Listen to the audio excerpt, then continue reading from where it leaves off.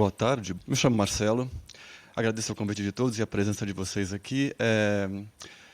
A Helena mencionou a minha formação em História. Eu gosto de pensar que essa história na minha vida pode ser lida como histórico, óbvio, enfim, curso, graduação, pós-graduação e tudo mais, mas que, na verdade, ela faz parte de uma experiência.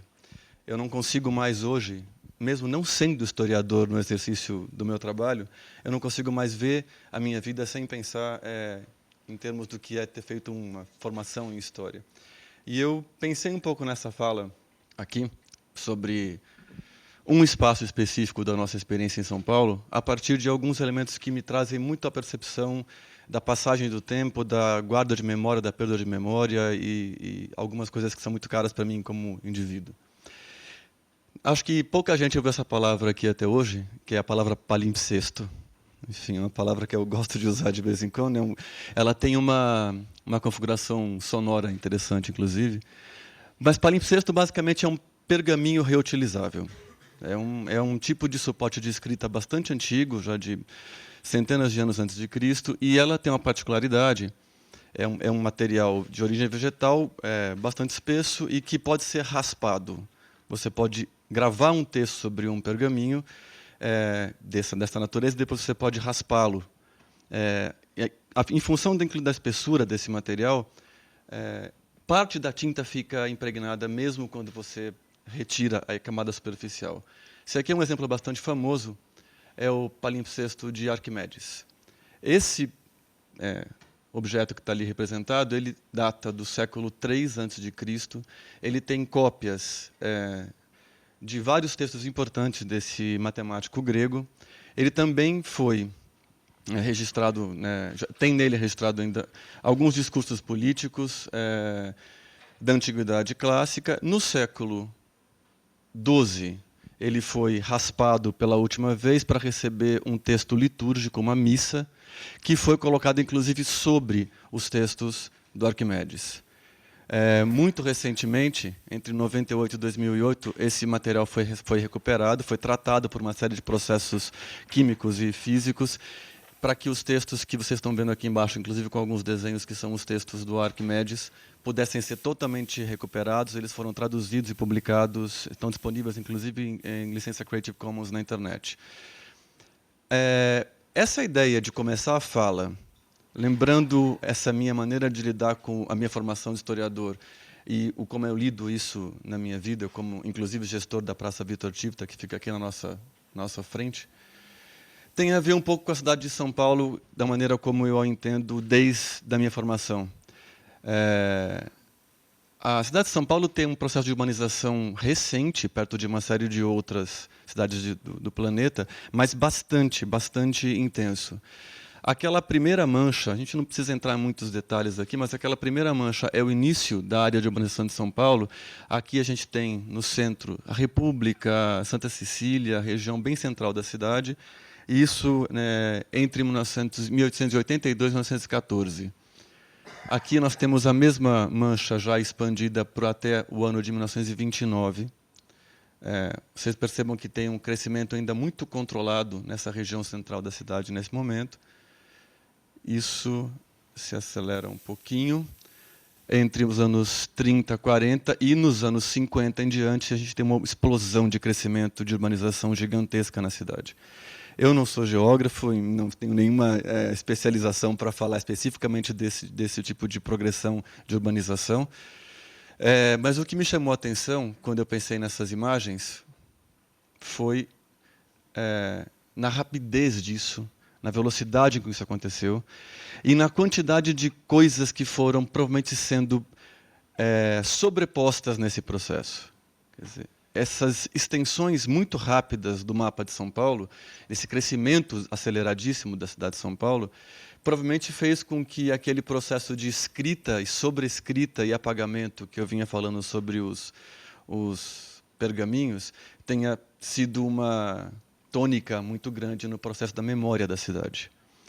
De fato, esse historiador bastante conhecido aqui da cidade de São Paulo, estudou a cidade de São Paulo, inclusive, que diz que São Paulo é, de fato, um palimpsesto, um imenso pergaminho cuja escrita é raspada de tempos em tempos para receber uma outra nova de qualidade literária inferior, no geral. Isso eu acho que é uma observação. Esse é um texto de 81. Eu acho que esse tipo de percepção de que a cidade cresceu muito rapidamente perto de outras tantas pelo mundo e que teve um possível apagamento da sua memória muito sério, me incomoda como paulistano, me incomoda como historiador, e me faz ter algum tipo de preocupações como profissional, como gestor da área de cultura, que é o que eu faço já há 15 anos, basicamente.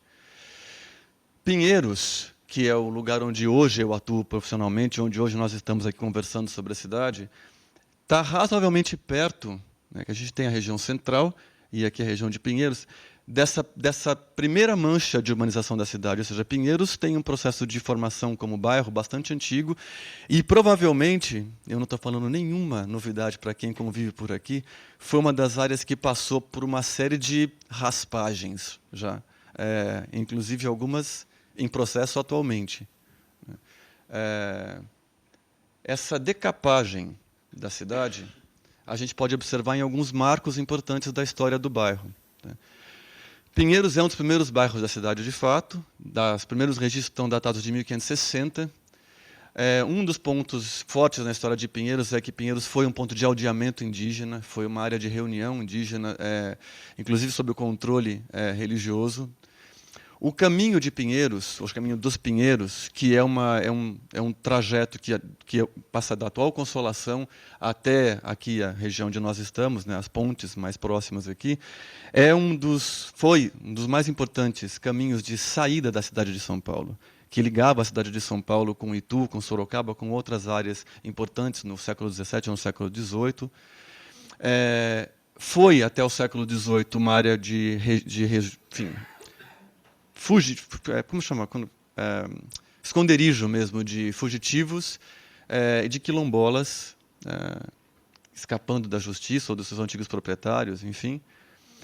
E até os anos de 1928 era uma região marcada bastante por uma paisagem vegetal e hidrográfica ainda bastante preservada. Esse processo começa a se alterar a partir dos anos de 1928 e 30, quando o rio foi retificado. A retificação e a reversão do rio Pinheiros mudou significativamente a paisagem natural na região, até um ponto de que a gente pode falar que aqui estávamos ainda falando de um bairro bastante isolado da região central da cidade.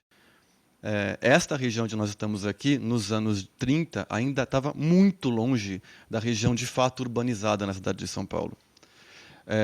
E por isso mesmo, talvez, entre os anos 40 a 80, a gente tenha tido aqui do nosso lado, a 100 metros de onde a gente está, um grande incinerador de queima de lixo, com um potencial de emissão de gases e de cinza suficientes para contaminação do solo e da água, aqui muito próximos por um longo período pela frente ainda, mas que, de qualquer forma, estavam num lugar tão distante da área central, da área mais elitizada, urbanizada, que não incomodava ninguém naquele momento.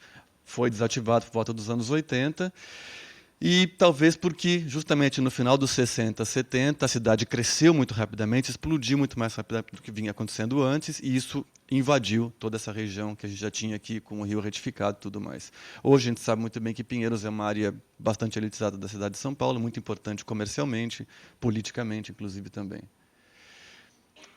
Falamos de raspagem. Enfim, a cidade continua sendo raspada. Para quem vive por aqui, a gente que trabalha aqui na região cotidianamente, sabe que a cidade, e essa região da cidade, foi devastada recentemente. Nós passamos por uma sequência de obras públicas aqui de um grau de intensidade absurdo. Ruas e quadras e quadras foram inteiras refeitas, com crateras gigantes pela cidade, pelo bairro, enfim. Nesse processo, coisas aconteceram que foram bastante curiosas. Foi descoberto um sítio arqueológico aqui no Lago da Batata. Esse sítio arqueológico tinha restos materiais aí, como louças, garrafas importadas de vários países, frascos de bebidas, perfumaria, inclusive a suspeita de uma antiga taberna que existiu por aqui em algum lugar, né, no meio das obras, né? Agora, o mais curioso foi, um dia saindo do trabalho, aqui do lado, subindo a Cardeal Arco Verde, Teodoro Sampaio, que estava começando a receber esse mesmo tipo de intervenção e uma cratera se abrindo no meio da rua. De repente, eu olhei do lado e tinham trilhos de trem no meio da rua cobertos. Isso aqui tem 15, 20 dias. Até o Largo da Batata, em toda a Teodoro Sampaio, a gente tem trilhos de bonde soterrados. E eles estão agora sendo retirados. Se vocês passarem lá agora, vocês vão ver isso. Uma camada de uns 30 centímetros, 40 para baixo do asfalto. O IPHAN está discutindo, o Instituto Nacional de Patrimônio Histórico está discutindo o que faz com esses trilhos, com essa camada do pergaminho aí que foi coberta há 60 anos atrás e que está esquecida ali embaixo. Tá? Numa cidade que tem problemas de transporte público do nosso tipo, a gente está vendo, né? Enfim. Né? Quando eu vi essa foto, quando eu fiz essa foto indo para minha casa, enfim, essa foto eu não fiz, mas eu fiz no celular também, eu me lembrei desse trabalho aqui, que é o trabalho de um fotógrafo paulistano, Marcelo Zóquio. O livro se chama Repaisagem São Paulo. Eu acho que ele, de alguma forma, começa a amarrar o ponto onde eu quero chegar com vocês, que é o fato de que essas cidades todas estão aqui ainda. Todas elas. Em Pinheiros, em qualquer outro bairro que a gente vive. Esse projeto dele é muito legal, ele recuperou imagens históricas de São Paulo que estão na fundação do Museu de Saneamento e Energia, em outros centros culturais preservados, e escolheu ângulos que ele observou nessas fotos antigas, refez as fotos e mesclou essas fotos. Esse aqui é a Doutor Arnaldo, em 1902 e em 2002. Aquela volta é a volta do final da linha do bonde, que é justamente o começo da Cardeal Arco Verde ali, ou seja, é exatamente o ponto onde os trilhos que estão enterrados ali na Teodoro Sampaio provavelmente continuavam a descer. Só que aqui eles paravam. Porque nessa época, como eu falei para vocês, isso aqui era o ponto máximo de urbanização que a gente tinha. Então, você podia ter o foragido da justiça, ou o quilombola, ou o incinerador de lixo muito mais para baixo. Não, não é tão mais para baixo, são 10 minutos mais para baixo. Mas a cidade não ia muito além daqui, nesse momento. Então, era aqui que ela acabava. E agora os trilhos que a gente está achando mostram que alguns tempos depois eles continuaram descendo um pouco. Né? Essa é outra imagem incrível. Nosso vizinho aqui também. É o Rio Pinheiros. E essa foto eu acho particularmente interessante porque é a foto do canal já retificado do rio, com a vegetação típica do rio original, que é a vegetação ali meio de mangue, com um lado natural ainda e o outro lado marcado pela Marginal Pinheiros que a gente conhece hoje. Assim, é um contraste de paisagem, de usos e de valores que é significativo. Mas todas essas coisas estão por aqui ainda. Quer dizer, se a gente for olhar como os sítios arqueológicos que eu mencionei agora há pouco, os trilhos que eu vi por acaso, indo para minha casa aqui, você tem marcas nessa cidade o tempo todo dizendo de onde ela veio, como ela foi tratada e que tipo de pessoas e de decisões políticas se tomaram nesse caminho. O meu ponto mais caro, obviamente, como gestor cultural, é o do espaço cultural que eu conduzo por felicidade nos últimos 2 anos, que é o da Praça Vitor Tivita, que é um espaço público municipal, mas que é uma área ocupada por 40 anos por um incinerador de lixo que causou um estrago com uma contaminação seríssima no solo dessa região, contaminação que não vai se dispersar nos próximos 200 anos por mecanismos naturais, com, entre outras coisas, dioxinas, furanos e outros tipos de componentes. Tá? Essa área tipicamente, isso aqui é uma foto antiga do nosso espaço, é o que a CETESB chama de brownfields, ou seja, uma área contaminada de forma quase irreversível, a não ser com intervenções de bastante custosas. Mas hoje ela é assim. Quer dizer, esse é o espaço da praça hoje. Ela foi revitalizada por um projeto arquitetônico do escritório Levinsky Associados, com esforço coletivo de iniciativas públicas e privadas aí. E ela é uma outra raspagem da cidade. Ela é uma nova camada do pergaminho. Aqui embaixo desse deck de madeira, que protege o público da circulação e do contato com elementos perigosos, a gente tem história da cidade enterrada também, e a gente colocou mais uma aqui em cima dela. Só que o que eu acho que a gente precisa pensar, isso tem muito a ver com o que muitas pessoas já falaram aqui hoje, com essa acumulação de informação, com esse acúmulo de escritas da cidade, que eu estava tentando metaforizar com o palimpsesto.